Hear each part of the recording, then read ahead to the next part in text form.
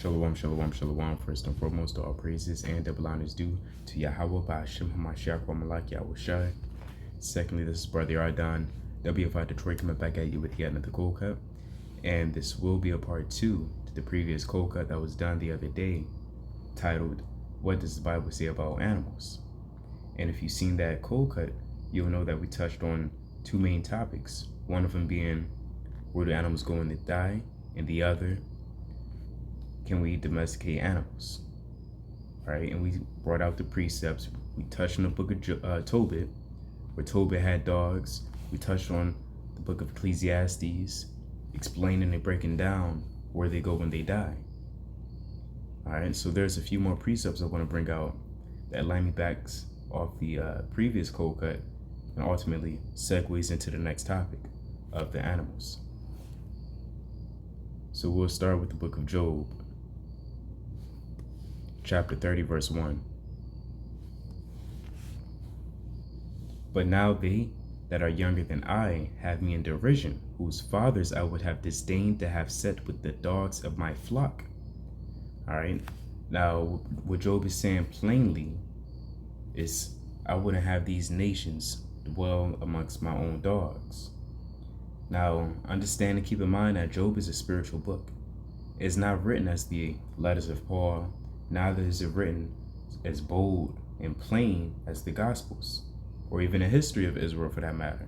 When I speak about the history, I'm touching on Maccabees, Kings, Samuel. It won't be as black and white as those books, because Job is more so considered the book of wisdom, right? And with it being a book of wisdom means it contains a lot of dark parables and dark sayings. This is one of them. So it doesn't have to say heathen, it doesn't have to say Esau or Ham or Cush for you to understand that it's the nations that he's speaking of. So I'll read it again. But now they that are younger than I have me in derision, whose fathers I would have disdained to have set with the dogs of my flock. Now I'll bring out a precept just to further prove that. Although my main message or point to draw from this is that Job had dogs. All right. So let's get the precept. I'll bring out the classics. This is Deuteronomy 28. And where should I start?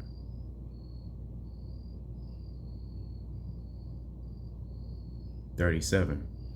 And thou shalt become an astonishment and a proverb and a byword among all nations, whether the Lord shall lead thee." You see that? So we're a proverb and a byword amongst all nations, whether the Lord leads us. All right. And when we read that again, but now they that are younger than I have set me in derision. These nations, they set us in derision. It's plain upon tables. All right. Let me get another precept. This is the book of Psalms,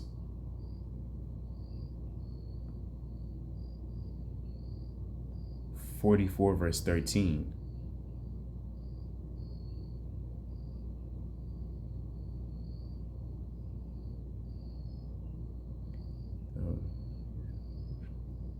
Slakia, Psalms, bear with me.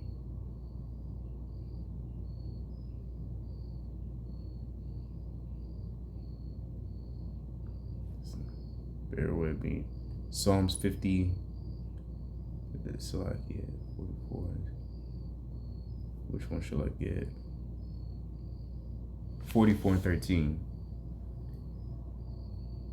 Thou makest us a reproach to our neighbors, a scorn and derision to them that are round about us. All right, so it's like, let me continue. Thou makest us a byword among the heathen, a shaking of the head among the people. And there's another one actually in the book of Lamentations. All praise the Most High just popped in my head, where they say, is this that nation Israel?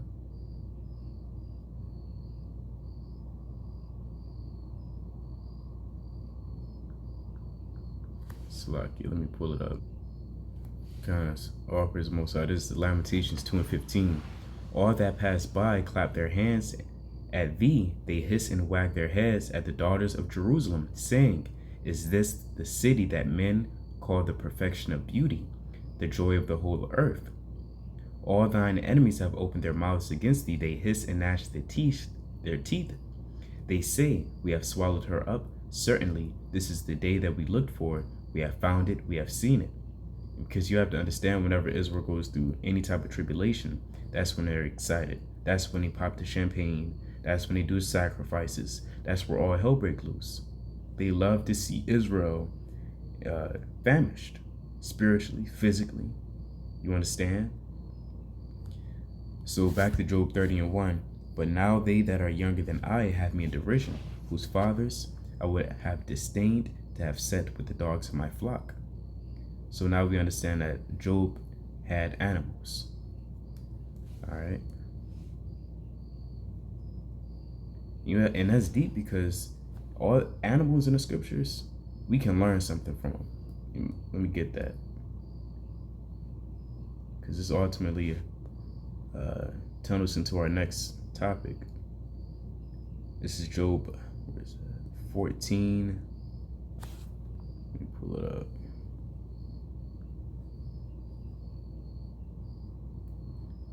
Job 12:8.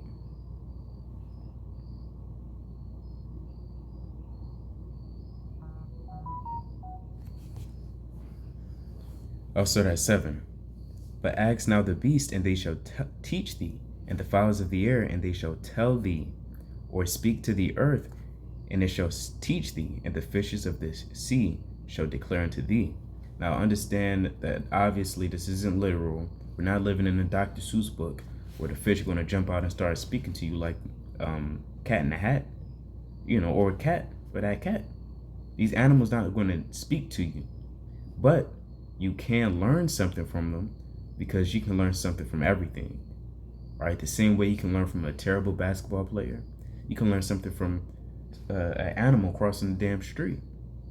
There's always something that you can learn from, especially these animals, because they're moving based off instinct and in a different manner. And understand that we're not moving like them in the same sense. Although we're beasts, we're not mentally moving on the same, what I'll call it, we're not moving on the same channel. So when you see something different, you can learn something from them. All right. And in this case, animals. And what we learn in the book of Job, the 30th chapter, in the first verse, dogs are loyal. Right? That's the characteristics, or the qualities of a dog, I should say. Loyalty, strength, protection. Because a dog also protects the sheep. A dog can do that. A dog will always come by your side when you call his name. But he wouldn't have Esau next to his dogs, right? Insinuating what? That these nations, such as Edom, again, Ishmael, Moab, they're not loyal. All right? They're filthy. What else can we learn from animals?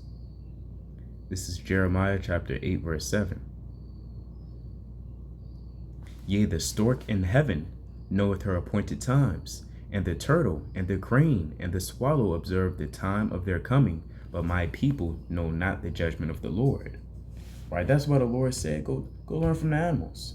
You can understand that these animals, in this case, such as the stork, and the turtle, and the crane, and the swallow, which are different types of birds, and the turtle, if I'm not mistaken, the turtle dove, so it's listing all flying creatures.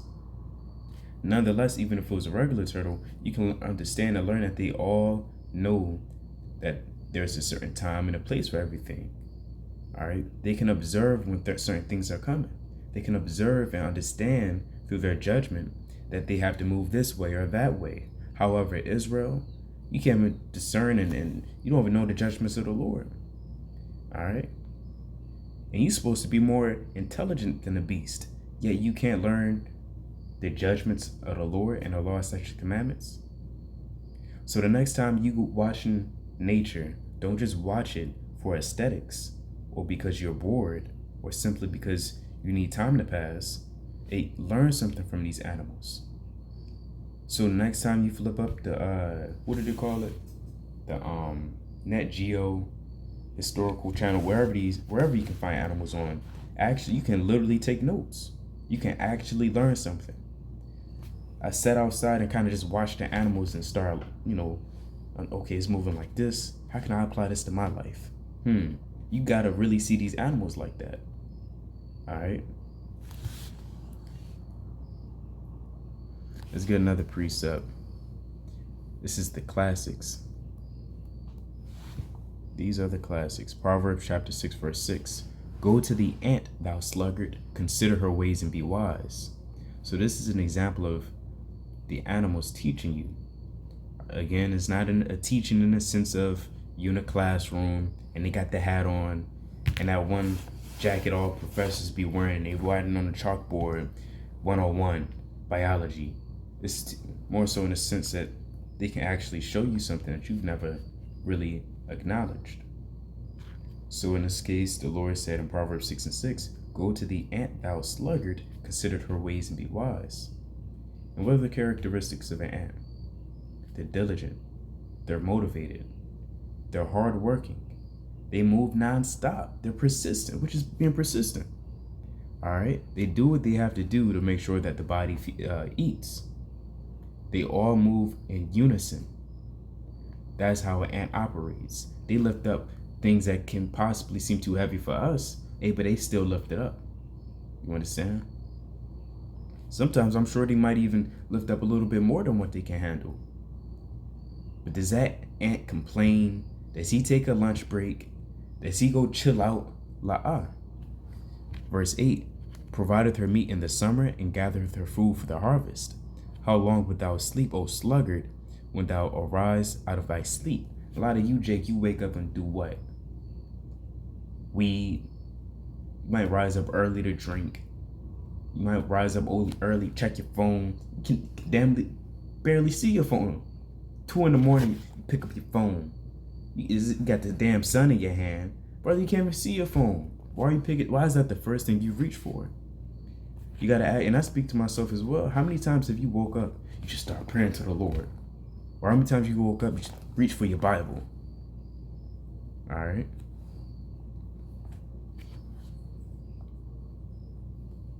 Let's get another precept.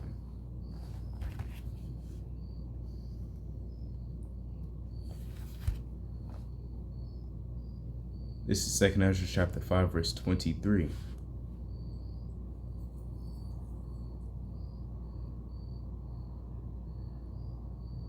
I'll jump down to the main point. Verse 26. And all the fowls that are created, is going into a list of the Lord's favorite things. He touches on animals, trees, plants. All right, he's going to tell us a few of the Lord's favorite beasts. Verse 26. And of all the fowls that are created, thou hast named thee one dove. What's the what did he call it? What does the dove represent?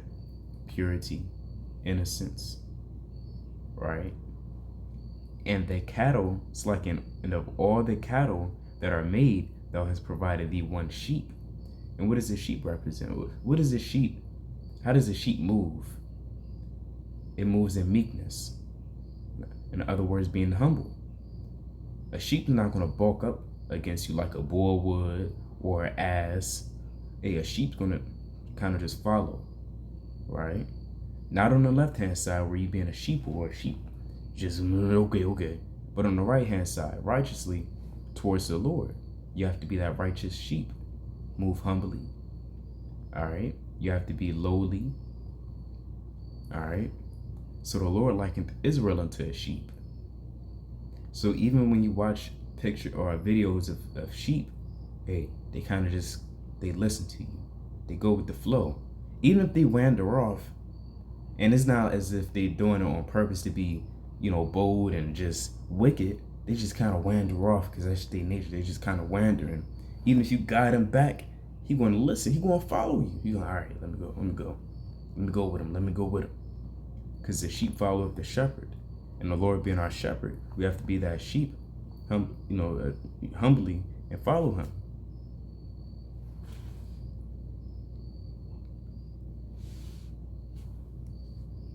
All right, let's get Jeremiah.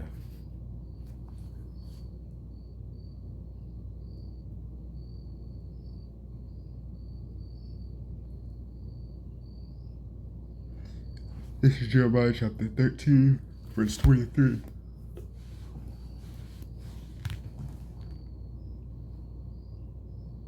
Can the Ethiopian change his skin, or the leopard his spots?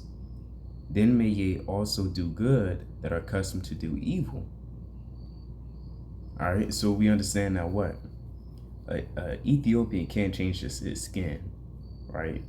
Now, I'm righteously, it's like on the right hand side, I'm discerning that he's mentioning Ethiopian because Ethiopian, he got dark complexion skin. Does that make him an Israelite? No, la'ah, right? But he's just using him as an example. Can an Ethiopian change his skin, or the leopard his spots? All right, or can a leopard change his spots? No. So once a Ethiopian man is, I'll use another example, right? Esau. Can Esau start being Esau? No. Can an Ethiopian man start being the Ethiopian man, which is the heathen? La'ah. Neither can a leopard change his spots. All right. So perhaps you might have just wondered, well, do you think these animals try to change how they look or whatever the case may be? No, they can't change how they look. All right. Especially these certain animals that have a nature to be either sinister or move subtly or move in a evil, what's the word I'm looking for? Malevolent way. Because certain animals do that. You have a snake, for an example. They move in a subtle, sneaky, wicked way. A snake isn't known for anything righteous because of the way it operates. Hence, all the modern day terms we have, oh, you're a snake. I cut the grass so I can see the snakes, right? Millions of artists use it in lyrics. All right, that all goes to show and teaches that snakes move in a subtle way. However, the Lord even told us what? In Matthew 10:16. Behold, I sent you. Behold, I send you forth as sheep in the midst of wolves. Who are the wolves in this context? The nations, right? Or that could also be referring to wicked preachers and pastors and prophets. Be ye therefore wise as serpents and harmless as a dove. Although I mentioned or I painted that serpent as being as a completely wicked animal, we can still learn from it. You understand? I mentioned in the beginning of the video, you can learn from everything, right? A serpent moves subtly, wisely. You can learn that, all right? You can learn how to move wisely, but not on the left-hand side, but take that and understand and, fathom and chew it up and digest it and realize that you can move on the right-hand side, right? Wisely and harmless as doves, because we're not out in this thing to be violent. We're not out in this thing to not have the fruits of the Spirit. We have to have the fruits of the Spirit.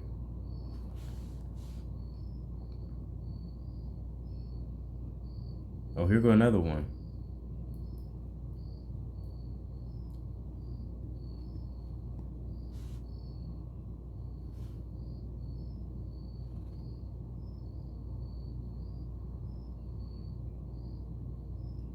That's a good one. I might go back to that one.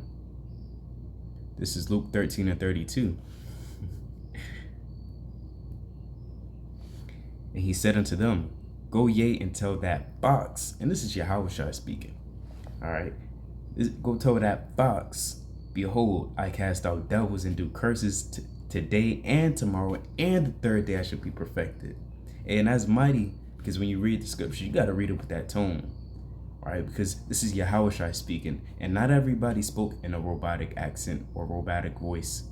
And if their voice fluctuated, they have flair and they have passion or anger behind their tone and what they said, like you do to this very day. So when he said this, he didn't mean it in a sense, in a light, soft way. And he said unto them, Go ye and tell that fox, Behold, I cast out devils. No, he's saying it with a loud tone or loud voice. That's what we can righteously interpret. Right? Go ye and tell that fox. Right? You have to say that in a loud voice, loud manner voice, or in a real serious death stare kind of voice. Go tell that fox, behold. And again, I bring this up because it mentions that animal, a fox, and how he's basically calling he's basically calling this Herod a fox, right? Because a fox and a serpent, they move in the same manner. All right. Let me start at 31 again. Let me read it. The same day there came certain of the Pharisees, saying unto him, Get thee and depart hence, for Herod will kill thee. So the Pharisees said, Hey, get out of here. Herod going to kill thee. And he said unto them, Go tell that fox, Behold, I cast out devils, I do curses, today and tomorrow, and the third day I shall be perfected. And that's mighty. The Lord is mighty, man. All right. The Lord is, the Lord did do his thing, man. So you got to be bold as a lion. What is, and that what it's saying in Proverbs 30 and 30? Doesn't it say, a lion which is strongest among beasts turneth not away for any? So you got to be like that lion. A greyhound and a he-goat also, and a king, against whom there is no rising up. All right.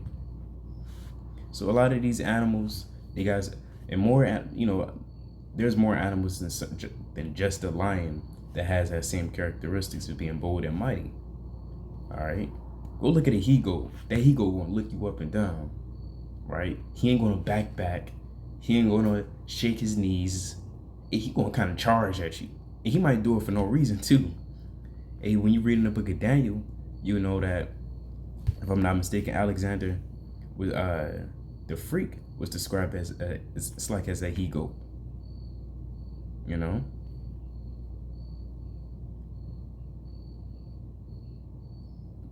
And described him as a goat because, as I just mentioned, that goat, and it's not in his nature to kind of be all scared.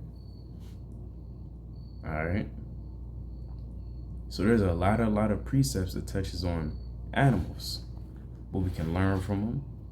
Can we, can we have them as pets? Brought out another one earlier, which was Job. Let's bring out Proverbs 11 and 22.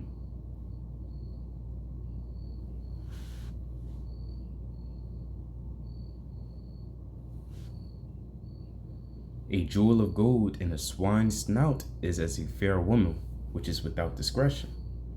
So a woman without discretion is no different than a jewel of gold in a swine's snout.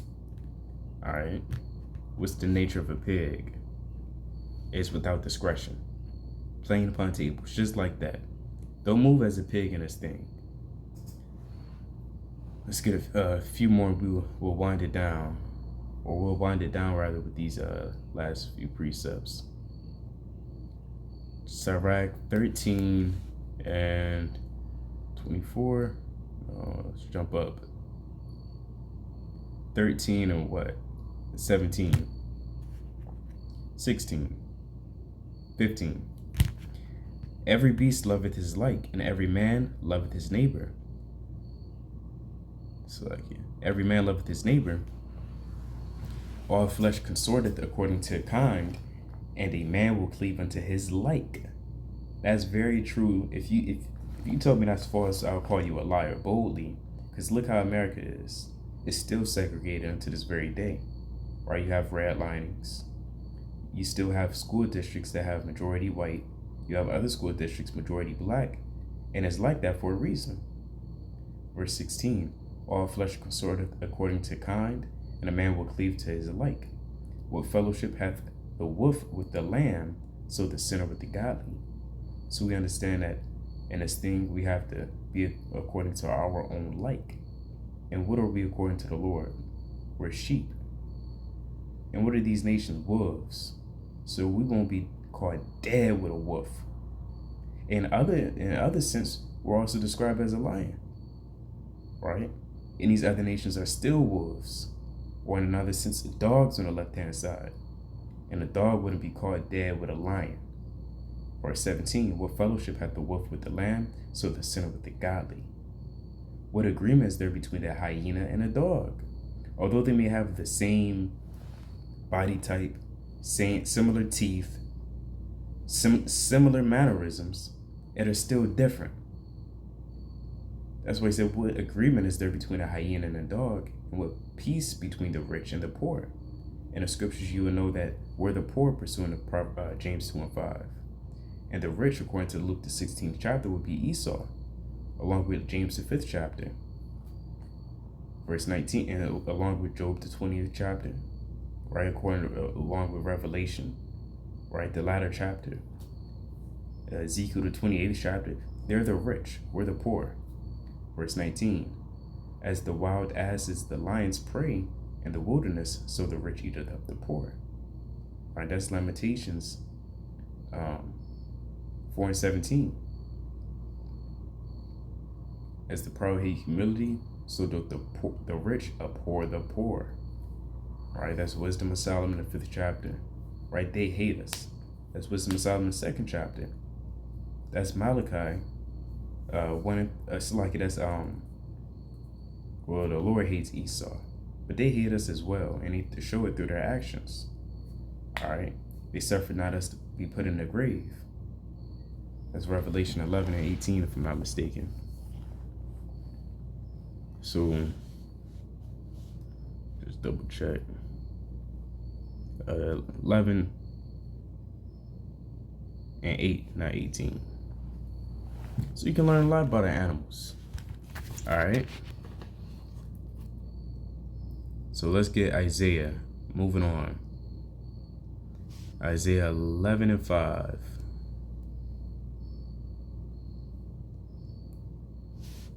Now this is the kingdom.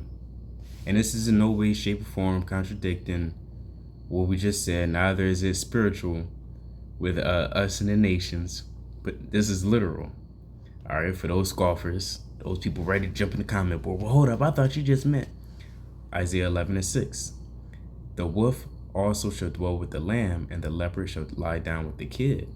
Right? And on a physical level, right, we will have a contract. We will be in league with these animals, pursuant to Job the 5th chapter. And the leopard shall lie down with the kid, and the calf with the lion, and the fatling together, and the little child shall feed them. And the cow shall slacken the cow, and the bears slacken the bear shall feed their young ones, shall lie down together, and the lion shall eat straw like an oxen. See, and Jake don't really go into this to these precepts. They stop at 6. But what verse 8 say? And the sucking child shall play with the hole of the asp, and the weaned child shall put his hand on the cockatrice den. They shall not hurt nor destroy all my holy mountain, for the earth shall be full of knowledge of the Lord as the waters cover the sea. All right. Let's get another precept. So that's animals in the kingdom, right? We're gonna be able to tame them. Although James said this, what did he say? Let's go to James, the 2nd chapter. We might close out with this. Let's see if I have any more.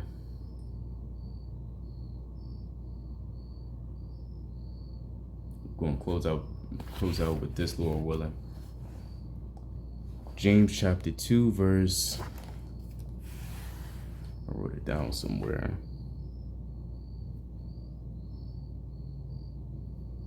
Oh, that's all right. I know it's in James 3. There we go. James chapter 3, verse 7. For every kind of beast and birds and of serpents and things in the sea is tamed and hath been tamed of mankind. Is it speaking about every single literal animal? La'ab, the vast majority, we understand that we can tame them, whether it be through conditions, with food, with whips and scourges, all right, or anything else in between. We understand a lot of these animals can be tamed. All right, even snakes, for the most part. Does that mean that contract is, did we just contradict ourselves, that contract automatically gets put together? No, we can tame them, but we don't have complete control over them as Noah did, as Adam did. You understand? But for the most part, we can tame them, right? And not in a complete sense, but in a half a sense, or less than half a sense. Because we can have a dog, I can say sit, and he'll sit. That's taming an animal. All right. But can I stop that dog from kind of just biting me randomly? Because that's the Lord put in the spirit in that animal to do that, because we don't have that covenant. All right. But the tongue can no man tame. It is an unruly evil full of deadly poison. So let's go to Job. We'll close out with this. Job 35:11.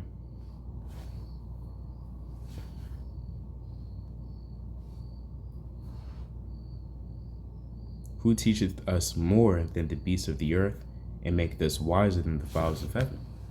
All right. Obviously, the Lord gave us laws, statutes, and commandments, and that'll make us most wise. But in another sense, we can also learn from these animals, right? Such as the ant, the leopard, the bear, the dog, the swine, the sheep, the serpent, the dove. We can learn from a majority of animals and then some, and we'll truly understand a lot more than what's not really written in the scriptures. Not to say we don't have enough, and the scriptures isn't enough, but we can also learn other things and apply it to certain situations, right? And add thereunto, because that's what a wise man will do. A wise man will hear a sentence and he will add thereunto. But the simple and the foolish shall toss it over their shoulder. So with that, I'm going to bid Israel Shalom. Alba Ratazah, we might do a part 3, seeing how the spirit goes. So with that, Shalom.